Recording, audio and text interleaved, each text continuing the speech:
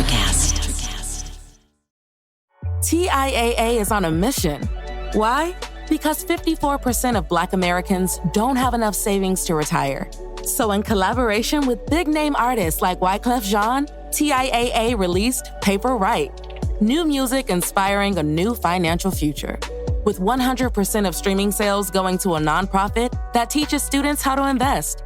Stream Paper Right now and help close the gap. There's a change happening in the way we live, the way we work, the way we spend our money and make our decisions. We are evolving to be more conscious in our actions in a way that serves the world and makes it a better place. Welcome to the Ethical Evolution. The Ethical Evolution podcast is brought to you by Ethical Change Agency. I'm Bindi, I'm the founder, and my mission is to help ethical entrepreneurs and holistic healers to find their voice through spiritual coaching and podcasting. I'm honoured to bring you the stories of those who create change through healing, kindness, innovation, purpose, and spirit. Understanding that to create collective change, we need to be the change. It all begins with us. In late 2020, Jon Katz went through a horrendous breakup. The breakup, compounded with the weight of an unstable childhood, decades of poor decision-making, poor relationship choices, and poor habits, left him obese, anxious, depressed, and suicidal at the age of 34. That was 2 years ago. Since then, he has turned his life around in every conceivable way, and now coaches others on how to step back from the path of negativity, poor health, hopelessness, worthlessness, fear, and suicide. Since getting healthy, he has established a citywide food rescue program in New York City that currently feeds thousands of families a week with edible but unsaleable food donations that would otherwise be thrown out. This episode discusses suicide and suicidal ideation, which some people might find disturbing. If you or someone you know is impacted, help is available. Speak to someone today. Here in Australia, Lifeline is available 24 hours a day on 13 11 14. Welcome, Jon, to the Ethical Evolution. Pleasure to be here. Thank you for having us. Now, for those who don't know who you are, Jon, can you go ahead and tell us who you are and what you do? Absolutely. I am a personal development coach based in New York City. I'm an online coach, so I work with folks across the country and actually around the world. I've had some international clients. I come initially from a place of deep internal darkness, and in healing those wounds within, I've been able to externalize the power of healing to others, and I'm here to spread the message of positivity with you and with everyone joining us today, because everything that is been given us in a negative sense has actually provided us to us in a positive sense, and I hope we can get into further depth in that in a sec. Yeah, absolutely. Now, you've had a pretty remarkable life thus far. Do you want to tell us a bit about some of your story and the things that have occurred in your life and led you to where you are? Absolutely. I mean, the defining feature of my life, all of our lives, is our pain, right? It's the thing that we hold closest to us before we're able to heal it. And it's that thing that unites us as a species. I mean, I say this all the time, that pain is not a differentiator. It's actually a commonality between us. And it's those of us that are willing to be open about our pain and our trauma and healing that are able to connect with others.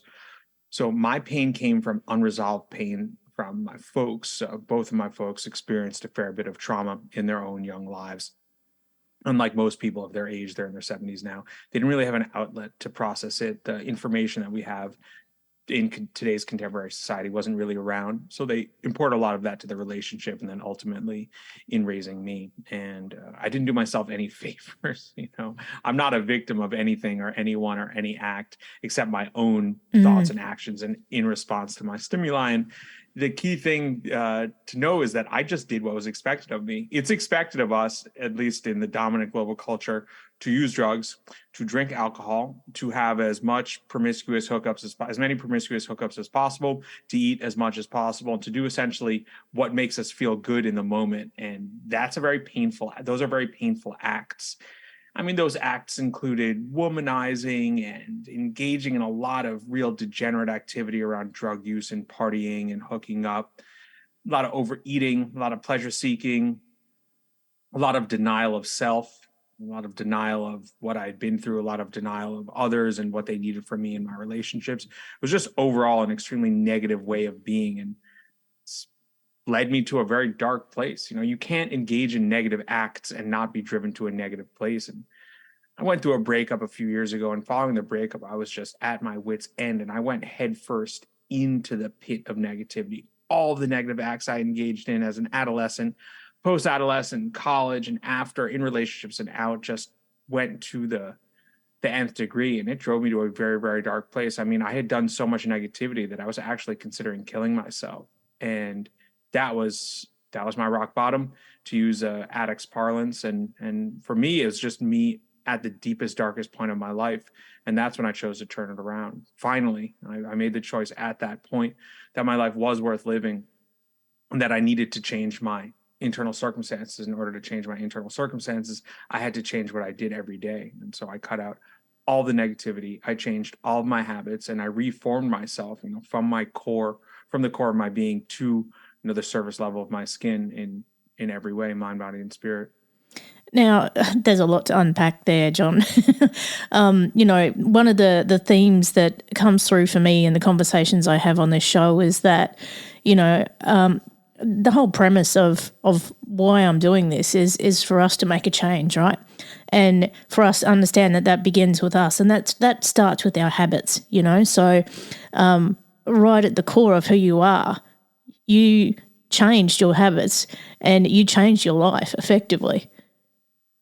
100%. I say this all the time. Choose your habits, choose your life. Change your habits, change your life. My own coach says very frequently, show me a man's habits and I will predict you his future. It's very clear when I see people, in this digital space or just in the physical firmament, it's very clear what their habits are. Thus, you can tell very, very quickly what their future is going to be. And you can tell what their past has been, what they haven't resolved within themselves. And yeah, people often want to make it very complicated, but just comes down to what we do every day. And if we do positive things every day, if our habits are good, then our future will be good. If we do negative things every day, if our habits are poor, then our future will be poor. It's as simple as that. And, there's so many of us that go through life on autopilot, completely unaware of the habits that we have. And we think, oh, I can't help it. It's just who I am. You have a choice. You absolutely have a choice in what you do, how you live your life, what you put in your mouth, how you spend your money. All of those kind of things are all habit-based and value-based decisions. I love that. It's just who I am. If that isn't the most victim statement I've ever heard, it takes any power we have over our own lives and puts it elsewhere, even in focusing the lens on ourselves and saying it's just who I am. That is such a false notion. Who you are is comprised of what was done for you and what you have done for yourself. That's who you are. You are not. That just speaks to the robotic nature of our existence. And I'm down to get into that. I live in New York City. This is one of the most. People want to say a lot of things about New York City, and as a native New Yorker, someone who's born and raised in New York City and now resides in New York City and will live here till the end of his days. I just bought a place. I bought this place. I can tell you that New York is a city. There's a lot of robotic activity that goes on just on the street level, and that's part of Western culture. That's part of American culture. It's part of the dominant global culture that we just go through life through these rote motions. It robs us of any agency. That's just who I am is probably something I would have said a few years ago. Well, I'm very overweight. I think I was clinically obese at the time. Well, I'm clinically obese. That's just who I am. Well, I have massive issues around anxiety and depression. That's just who I am. I hate that phrase, and I love that you brought it up. Yeah, and, I hear it very often, and I went to LA last year, and I just saw people just going through the motions of life. They're like, they're living a life, but they're not actually in it.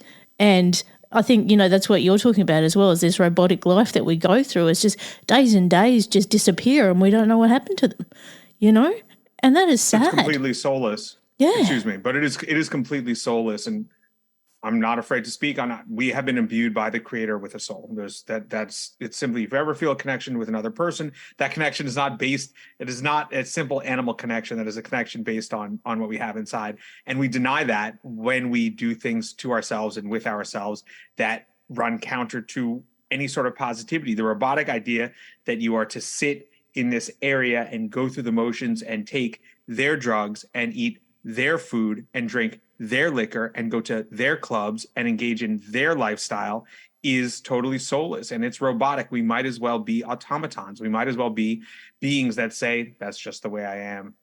Yeah. Now, Jon, you've had so many things that have happened in your life that most people would be like, you know what, I'm done. I am just done. And, you know, you are saying that, you know, you reached a point where you weren't sure you wanted to live anymore. I mean, how did you get out of that, and what made you want to go that far? I'll answer the second question first. I mean, by the end of it, I was sleeping with people whose names I barely knew. I was using drugs that I should not have been using. I was drinking multiple times a week, and I was overeating every meal. I would overeat every meal. I was seeking pleasure because I didn't want to face my pain. And the short-term pleasure provides you with 10 minutes to 60 minutes of masking, of escape, and then 10 hours to 60 hours of the come down. You know, every high has an equal low. I would say every high has a double low, and I've gotten higher than the Goodyear blimp. I mean, I've been so high.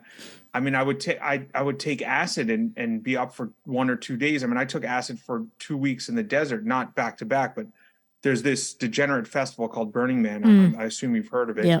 And it's just about escaping. Excuse me. And yeah, I mean, to answer your question, just loop back for a sec. I engaged in so many negative acts that the karmic debt was choking me. I mean, it was literally killing me, the amount of karmic debt I had accrued in my life, and then multiplied through this late stage period of hedonism and attempted escapism, that the pain of dealing with what I was doing, the pain of regret, was enough to drive me to the edge. You know, that's how far I had driven myself, that I put myself in that position. Nobody put me there but me. Nobody made me eat that. Nobody made me drink that. Nobody made me smoke that. Nobody made me use those dating apps or sleep with those people. Nobody made me curse the people that I knew because I was in this situation, or I was blaming my ex. I was blaming my family. It was just a victim mentality, blame game bullshit. And when I finally escaped, I found a coach who had come from a similar place of darkness, and not only had healed himself, but actually had a track record of healing others, of getting other people in shape, of getting other people's minds and bodies right. And he had the blueprint for me. I simply followed I joined his team. I hired him. I followed the blueprint, and the weight started coming off. Then the spiritual weight started coming off. Then the psychological weight started coming off. Then I wrote my ex a 5-page missive and called her up, and we sat down in the park. And I read it to her, you know, crying, sobbing, you know, trying to successfully absolving myself of the debt I had accrued during and following our relationship. You know, I began to forgive myself. You know, the main burden that people hold on to is they're unable to forgive other people. But you can't forgive other people if you are engaging in unforgivable acts. You have to stop engaging those acts. The karmic debt will naturally decrease over time. And after you've cleared your own debts to yourself, you can only then forgive other people. I couldn't forgive other people for what I believe they had done to me, or they had actually done it for me, until I forgave myself. And I couldn't forgive myself until I stopped engaging in nihilistic, self-destructive things. Coach gave me a program of physical development, daily physical exercise. I had never worked out a day in my life. He gave me a program of intentional nutrition, which is by far the most important part of my coaching program. It's why it's food-based coaching. And he gave me mindset tactics. He gave me ways of thinking about myself and my life that reformulated everything from a negative to a test placed in front of me to make me stronger. That's mindset training, is looking at something that the average person would say as bad and knowing that it is good. And, you know, getting to the mindset of it, you know, I talk to so many coaches and in particular fitness coaches as well.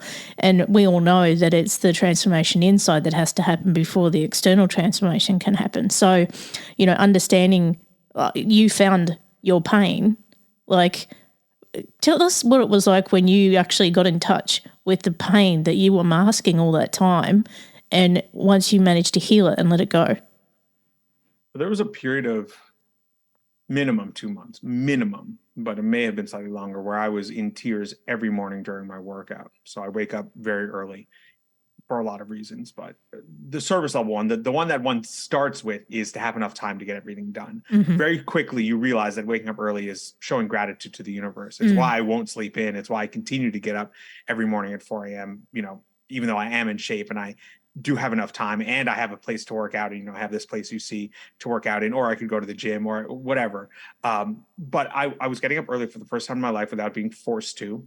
And in forcing oneself to live an honest life, you have to be honest about your past. So I'll be honest, the faces of people I had mistreated, ex-girlfriends, of people I had disrespected in my romantic and personal life, would begin to flash through my head. It was my own past, my karmic debt was calling out to me. And I would begin to cry. I would be in my intense workouts in moderate to intense physical pain from working out. And then I would be in this deep emotional and spiritual pain, and the two fused. And so the internal change of purging myself of this karmic debt fused with the external change of ridding myself of the excess body fat and body image and body negativity that I had carried. And the two became one. The two are one. If you look at a very unfit person, they are carrying an equal amount of emotional and spiritual weight. The two are the same. If you look at an extremely fit person, they likely had that weight. Like, extreme people in any way, you don't just become extreme. You are forced to that extremity from this extremity. A professional athlete is so obsessive and neurotic about their training, they have to be about their nutrition. It's the same thing. If you want extreme success, you likely have had extreme failure in the past, or have done an extreme amount of positive things to ensure that you aren't failing. And I was doing an extreme amount of positive things, and it purged. It's like purging. It's like cleansing a wound. It's like putting antibiotic on a wound. There's that burning thing. The wound is festering and you finally cleanse it, but there's some pain there. But it was the most beautiful pain I ever experienced. I mean, I felt the weight of my infidelity lifting. I felt the weight of my drug use lifting. I felt the call to use substances lifting. And I haven't touched anything since the first day I started programming. I have not had a sip of alcohol. I have not touched any drugs, no weed, none of that, no cigarettes, nothing. I have refused to disrespect anyone in a personal or romantic sense. And once you experience the pain of awareness, which is the pain that I'm in, when I walk down the street and I see someone quite overweight, and I know how difficult it is for them to be at the beach or be around their family, or I walk down the street and I see someone muttering to themselves, and I know that they're replaying some thought pattern in their mind. Once you are aware of other people's pain, that's the pain of awareness. The pain of regret would be unbearable. It would be unbearable. If I used drugs once, you would not hear from me again. I would be in such a regretful state. I would be so deep in the pit from one break of character to that degree. I mean, it's not even something I could even conceive of using drugs again or drinking alcohol again. Never. It doesn't even call to me. But that's the pain that we trade. The pain we get from our workout and coming to terms with our past and present supplants the pain of regret, of waking up hungover, of narcotized, and all that nonsense. And, you were talking about forgiveness before. How did you find a way to forgive yourself and accept yourself for who you are now? Like I said, I had to stop doing unforgivable acts. The standard human is going to be able to accept themselves. So let's just go back in time a bit. When we were in a pre-modern time, there was no self-rejection unless one committed what was very clearly a sin. That was not your wife. You were with your neighbor's wife. You are going to be killed for this. Like, this is a sin before God in the community. There's a massive price to pay. But now we can sneak around and do all types of weird stuff. We can eat whatever we want. We can do all of these things, and there's no real punishment. So it's a lot easier to accrue these negative things, to do these harmful acts. And it's also, people are easy, or they believe it's easy to accept themselves after doing that. There's a lot of acceptance around polyamory and a lot of other stuff that is inherently negative and obviously morally negative, but people believe they can accept themselves. But then they have this mental illness because they're trying to accept something that we have evolved to a genetic level, not a religious level, but on a genetic level, to not do these things. If you were extremely out of shape back in the day, you would be left behind. You would die. You would not be able to produce for the group. And so when I was extremely out of shape, I wouldn't be able to tie my shoes. So let's say I had some role to play. There was some hunt to be done or some blanket to be woven or some physical exercise in order to keep the group alive. Well, I wouldn't have been able to follow through, and I would have been rejected from the group. No wonder I was rejecting myself. So I had to stop doing rejection-based activities, the rejection of self through drug use, through overeating, the rejection of self through self-hatred. We're rejecting our own self in doing that. And then we wonder, or I used to wonder, hey, why do I feel rejected by the group? Why do I feel rejected by society? Why do I feel rejected by my life? Well, you're doing all this negative stuff. You should be rejected. So you cut the negative stuff and your life will naturally align itself towards acceptance. Then you begin to accept yourself. You look at yourself in the mirror. Wow, I accept the individual staring back at me. It doesn't negate our past. We come to terms with it. Our past is there. We are no longer doing it. The most evolved man or woman or person, however you identify, the most evolved person is a person able to say, I was this, it was bad, I am this now, it is no longer bad. That's maturity. The weak individual will never say that they did anything wrong. It's always someone else's fault. It's just the way they are. They had to do that. And they just don't accept themselves. The best person, the people that I love, they say, oh, yeah, I used to do all that. Oh, man, that person was a loser. That guy was a freaking weirdo. He collapsed at the club on mushrooms, which happened to me more than once. Like, he used to be creeping on our girlfriends. I used to do that on the regular. That dude sucks. I'm not that dude anymore. That's the mature individual. That's the individual that accepts themselves. The liar says, oh, I'm cool with who I am, healthy at any size, which is psychotic, or I can stop anytime I want to. It's okay to have a drink with the boys. None of these things are okay. They are not okay. I don't accept that, but I accept myself as I am now because I'm walking in line with my conscience. Absolutely. And it reminds me of a phrase that I came up with years ago, and it's all about nourishment, not punishment. Because, you know, we are either our greatest advocate or our greatest enemy. And it just depends what side of the fence you're on, you know? That is so accurate. Seneca wrote that we suffer far more in imagination than reality. And and if the reality is constructed by the group at large, right, then what is constructing our imagination? That's ourselves. We are absolutely our own harshest critic, our own greatest ally, our own greatest enemy. Nobody made me eat a quarter ounce of mushrooms, blow a bunch of lines, and go to the club looking for someone's girlfriend or wife to hook up with. No one made me do that. And then nobody made me the next day have the worst anxiety attack. I would be bedridden, stricken in bed with anxiety and panic attack. What did you do last night? And then it would be, you are so hungover and messed up. You know you have all these things to do today, and then I wouldn't do the things. So I had destroyed myself last night, and I couldn't do the responsible man things today. Is it any wonder that I hated myself? I didn't have social media. Like, I love, human connection is fabulous. It's what I live for. I did not have social media. Now social media is a massive part of who I am. I post every day. It's how I find almost all of my clients. Some I met in the physical firmament in New York, just because my other projects I'm involved in, I do come in contact with a lot of people, and they knew me before, but I was so ashamed of myself. I was so afraid of being judged and caring what other people thought, and this bizarre neurotic obsession about how other people would perceive me, as if I need to give a damn about how the worst thing was how I perceived myself, yet I cared so much more outwardly about how other people perceived me, and I didn't really care about how I perceived myself at all. I didn't perceive myself well, but I put no focus on how I could perceive myself better. It was only about how other people could perceive me. So yeah, that's how we accept ourselves, by bringing ourselves to a place of acceptance, self-acceptance. Now, John, if someone's listening to this and they're hearing about your journey and your story, and they're going, this dude is speaking my story.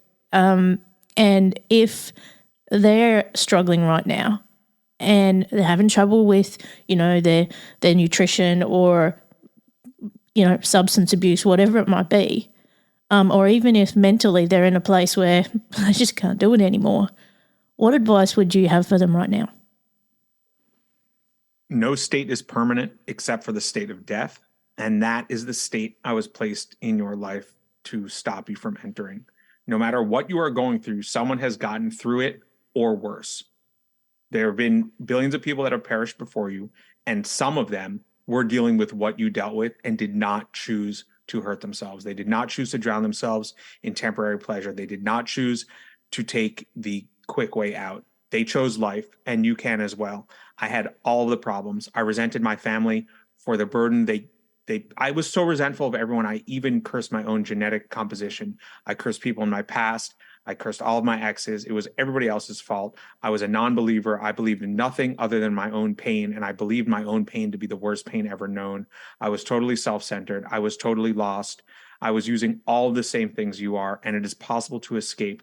In fact, if you have a substance abuse problem, if you have an obsessive thought problem, if you have any of these issues, it actually posits you as a better candidate for healing. The most committed people I know are addicts of some type, and the most positive people are obsessive people. They're just a typical obsessed person is going to be obsessed with negativity. I was a negativity addict. I was obsessed with it. So once I learned a mindset reframe and this program that I work and live every day, I just took all the negative stuff I was doing and turned it to positive. I took all of the resentments and turned it to understanding that these people went through pain. Any pain that you experience from other people is an externalization of pain that they internalized.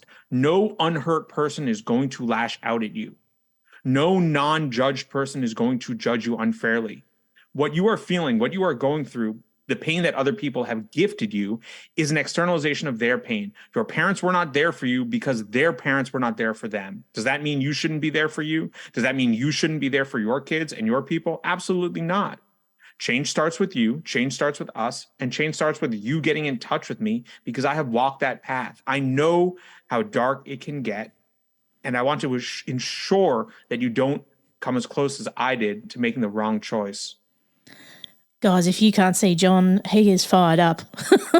And he's the guy you want on your side if you want to try and turn things around, obviously. He's managed to do it for himself. He's living proof of it. Now, Jon, did I read that you also are doing some stuff around food rescue? 100%. It's something I've always been interested in. I've been rescuing food since 2009. My first service industry job in New Orleans, I would take trays of bread to homeless encampments under the overpass in New Orleans where I was living. And I've always found it extremely unjust for us to waste food while people are hungry. But my capacity to rescue food was limited by my capacity to essentially rescue myself. So all of my food projects and food rescue projects, and there have been a lot since 2009, have been good, but until I really got my own mind and body in check, I couldn't really take it to the next level. And over the last couple of years, I and some comrades set up a food rescue network in New York City, picking up at its peak a couple dozen locations every day. And we're feeding about 7,000 families per week. This is all food that was edible but unsaleable. This is not dumpster diving. This is perfectly good food. Let's say a loaf of bread has an expiration date, which is laughable, of Monday. The store needs to pull it off the shelves by Friday for capitalist reasons. And thus, it isn't even past its sell-by date. It just can't be sold. It's unsaleable. So the network I set up would rescue that and everything else. And it has been a massive lesson on this path because my capacity to rescue food has marched in lockstep with my capacity to love myself. Back when I didn't really love myself, I could only do it to a certain degree. And as that love grew, my love for others grows. And there's nothing more loving than rescuing stuff that would hit the dumpster and hit the landfill and giving it to people who are going hungry. There are over 1 million New Yorkers that went hungry last year. This is absurd. There are 8 million people in the city. 1.1 million went hungry last year. At the same time, in the US, this country throws out 1/3 of all food grown.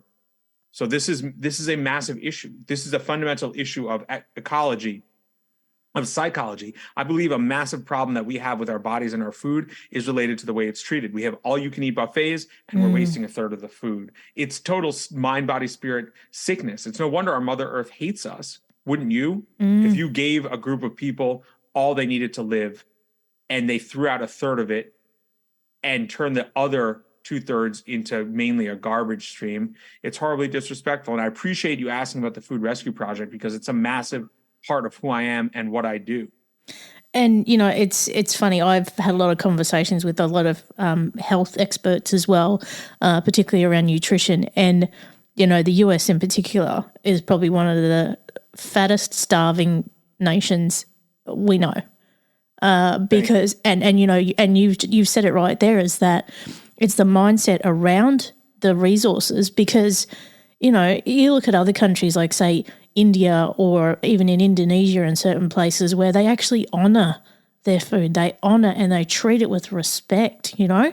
And, you know, Western society, we just are such a instant throwaway society. We don't take any, you know, respect when it comes to the food. Like there's so many levels we could go into. We could do a whole podcast just on this alone. But it's just sign me up. like it's just something that we're robots about, you know, like we're just not aware and conscious of what we're putting in our bodies and what we're spending our money on, and then how we're then dealing with waste. It's absurd. And the most absurd thing is what people will spend their money on with food and what they won't spend their money on. Supporting farmers in the contemporary discourse is considered a bourgeois luxury to go to the farmer's market and to buy your food directly at a real wage from farmers. The way the market is set up, it is very expensive and not everybody can afford it. But the amount of subsidies given to large agribusiness companies and the large soy and corn and soybean growers in this country could easily be shifted. Those subsidies could be shifted to small farmers. They could be shifted to setting up farmers markets in every city, town, and village in the US. They could be shifted to creating dollar match programs where every dollar spent actually gets you $2. It's about resource distribution. The resources are there. We were an agrarian economy. Everyone grew their own food. And during wartime in World War II, there was a government mandate that people had to grow victory gardens. And they had, you know, it's only in times of war that we actually treat the earth as it should be. In times of peace, we're declaring war on the earth, and it's sickening. If supporting your local farmer is too expensive, then we have a serious problem, because what we're doing is essentially poisoning ourselves at the expense of the small local farmers. Well, I can't afford that. Okay, well, what can you afford and why? Why is it set up that only rich people can shop at farmers markets? It's all intentional. If there is an intentional thing to pump as much. So food, a lot of food these days is not actually considered food. If you read The Omnivore's Dilemma by Michael Pollan, he goes into this. A lot of it cannot be labeled food. It has to be labeled food product. And in being labeled food product, you can then infuse it with as many corn and soybean derivatives as possible. And in doing so, it increases the amount of corn and soybeans grown, and it decreases the nutritive value of all the garbage that is pumped into our bloodstreams. I mean, it is sickening. I will not eat their garbage. I won't. I mean, I did for a long time. Dude, that dude in the before photo, he loved to eat that garbage. He was at the trot. All you can eat sushi, sign me up, buffet, breakfast, lunch, dinner, find me at brunch, probably boozing. Like, that dude was lost. And at the same time, I was into local food and I was doing a little bit of food rescue. Like, that's cognitive dissonance. That's another thing that our system does so well. It allows us to believe two contradictory thoughts at the same time. You have ads for Lexapro, and then you have ads for alcohol. So they're both okay, even though they do the same thing. Like, I would engage in these dissonant behaviors, such as saying I liked to support local and saying I liked to engage in food rescue. And I did, but then I would go and do a bunch of other negative behaviors that limited my capacity to the positive ones. And I wondered why I woke up extremely depressed. Mental illness comes from the tension between what we do and what we think. As soon as we resolve that tension and we think that, hey, I actually would like to be with one person for the rest of my life, like, you know, I've been genetically hardwired to do forever. And then we line that up with, hey, I'm not going to chase meaningless hookups and engaging and getting as close to another person as I can and treating them like the food that I waste every day. Oh, wow, I'm not depressed and anxious anymore. I don't hate my body anymore. I'm not using other people's bodies anymore. It's crazy how that works. Yeah, man, it's just, it blows my mind how everything is flipped, you know, like how, like you were saying, it's so expensive just to support a farmer. Like, when I grew up in rural farming communities here in southeast Queensland, and as a teenager I worked on farms. I would be working on potato harvesters and packing carrots and all kinds of things, and those farms are now gone. Like, 30 years later, they are gone. This is ridiculous. Like, these were thriving communities that were doing well. Now those people, they're gone. All of what they worked for is gone. Yeah, from what I understand, and obviously understand a million times more than I do, but from my limited understanding, Australia has one of the worst problems, ecological problems, food problems, and Yeah, the small farms dying out. I'm sure there's a growing amount of food that's being imported, which is shocking considering if small growers were empowered, Australia has enough arid land. There's enough land to grow, but it boggles the mind. And I care less about it from a rescue perspective than I do from a self-destructive perspective. People are not going to stop self-destructing until they stop wasting food. People are not going to stop self-destructing until they start eating intentionally. When I think more than 50% or about 50% of Americans are either overweight or obese, I think it might be more than 50%, we have a serious issue. Like that is a serious issue. People love to talk about fat shaming and body shaming. I will tell you all exactly what fat shaming is. Fat shaming is what I felt when I was fat. When I was fat and I looked in the mirror, I felt extremely ashamed, not only because of the way I looked, because what it takes. In order to feel ashamed, you have to take shameful actions. That's where shame comes from. We're not naturally ashamed of something we shouldn't be ashamed of. We're ashamed from doing shameful stuff. You are ashamed of stuff that brings you shame. So that's what fat shame is. Fat shame is what I felt. Body shame is what I felt. Nobody did that to me. I did all that to myself. And the lie these days that these things come from external sources is so false. It is so false. There is nothing healthy about being a certain size. It is literally a death sentence. It is not possible to be healthy at any size. These are extremely toxic. This language is extremely toxic and is becoming normalized. I've said this before. There's a difference between normal and normalized. What has been normalized is not normal. It is extremely abnormal. I was extremely abnormal in the fact that I was clinically obese, depressed, and anxious. Now it's been normalized. Everyone I know is 1, 2, or 3 of them. And I guarantee you, every person watching this knows someone or most people in the world, unless they have actively worked to heal themselves of this, which is what I do every day. And don't get me wrong, healing is a process. It's not a product. You're not just healed. If I were to sleep in tomorrow and not work out and not eat right, I would feel awful. So let's get that straight. But the reason people are so messed up is because these activities have been normalized. On the New York City subway, there are ads for the most degenerate stuff that is soul destroying, stuff that made me nihilistic, hookup apps, various things related to sex and hooking up, massive amounts of food things. These are vices. These are addictions. They're extremely profitable and they drive us towards self-destruction. So that's what fat shaming is. It's being ashamed of being fat. It's nothing else. And anyone that says otherwise either has been in shape their whole life or has never been not fat. It's only the person that has been both that is qualified to speak on these types of things. There's a lot to unpack there too. But, I want to go back to something you were talking about before. And that was, like when we get back to, I like to compare ourselves to cavemen. And it's something I love to do in a whole type of different situations in society. And this is a perfect one. And you were mentioning it before. So, let's say, back in the evolution, cavemen didn't have these issues that we have today. They didn't have the drugs. They didn't have the processed food. They didn't have alcohol. And they basically were living a life of survival. Compare it to today. I always like to put a lens on it that if the cavemen of yesterday could see us today, they would just be absolutely boggled by what we've done to ourselves.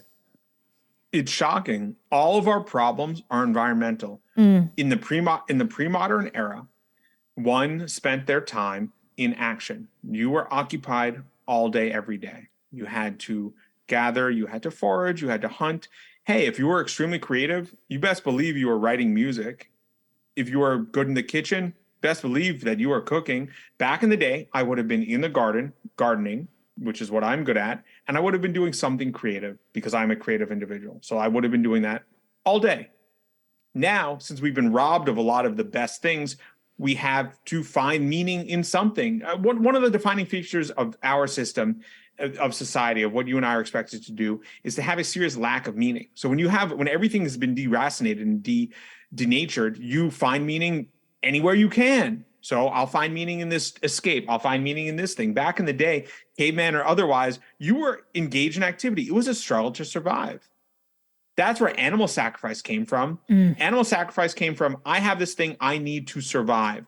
I'm going to sacrifice this thing, this food sacrifice that I need to survive. So I get blessings. Like that's how real it was. That's why they killed an animal. They needed that thing. They didn't know if they were going to survive the winter or not. So no, we're going to give this to creator and hope that we're duly blessed in return. We don't have any of that. 100 feet from where I sit now, there are probably 3 weed dispensaries, 10 restaurants, and 5 bodegas for me to destroy my life in. All of them are going to destroy it. And not all restaurants are inherently negative, but the manner in which they're presented to us as this cornucopia of food is totally false. Our ancestors, the cavemen, let's say, for lack of a better word, pre-modern, actually like cavemen, our ancestors, they didn't have all the access to what we have.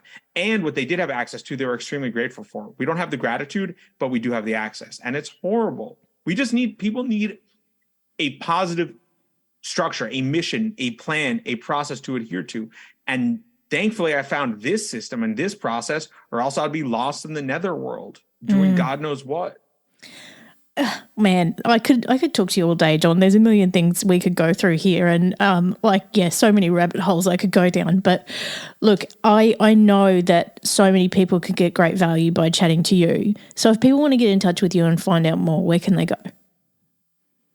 At NYC Foodways on Instagram. You can find me there. Most of my clients get in touch with me there. I post every day. There's lots of mindset tips, hacks. The vast majority, I encourage everyone to visit my page to absorb as much of the info as possible. I break down what I do every day in my stories. My reels and posts are more mindset based. And please take as much information, gain as much value, absorb as much wisdom as possible from that. If you're interested in a more tailored approach, someone to break down your macros, your macronutrient structure, your nutrition plan, someone to provide you with a lot of custom stuff, workout routines, you're more than welcome to reach out to me, hop on the team. And I have 2 coaching programs. I have a one-on-one where you learn everything I know about mindset, fitness, nutrition, training, how to drop resentments against your family, how to love yourself, and then a group program where you learn the same thing in a group setting. There's so much content that I'm putting out. I need you all to change, whether or not you join me on this journey in a closer economic sense or not. I need the message of positivity and change to be spread. I'd be lying. I would be lying to the world if I didn't share how to heal the deepest wounds known to our species. Anxiety, depression, obesity, resentments are the 4 deepest wounds our species know. And if I had the tools to heal those and didn't share them far and wide, I would be the most selfish man in existence. So please visit the page, check out what I do every day, and you will learn very quickly how to elevate yourself out of the pit. And Jon, I know there was a reason you and I found each other, because we're on the exact same mission. And so with that, I have my last final question for you. What's the change you'd like to see in the world, and how can we bring it to light? Men need to become responsible. That is the biggest thing. I see too many men from my past, present, and hopefully not my future that have abdicated their responsibility. They have sided with themselves and their own base pleasure and what society would tell them is okay, instead of siding with their conscience and what their people need from them. And that's what I want to see. I want to see, most of the people I coach are men, and as a man, I'm more comfortable speaking on men. I'm not super interested in speaking on other folks.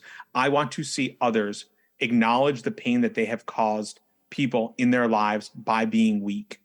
As soon as you acknowledge the fact that you were weak and potentially are weak and are willing to change, we will create strong, responsible individuals to help guide others towards a more positive future by first guiding ourselves. That's the change I want to see in the world.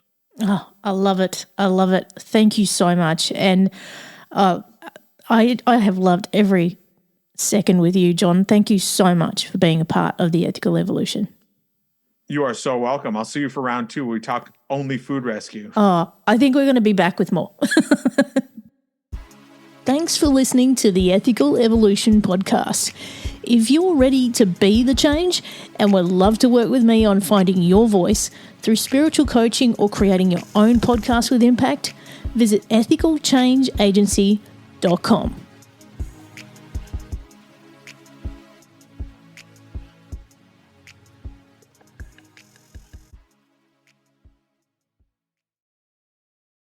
Welcome to the Reverie channel, where entertainment knows no bounds.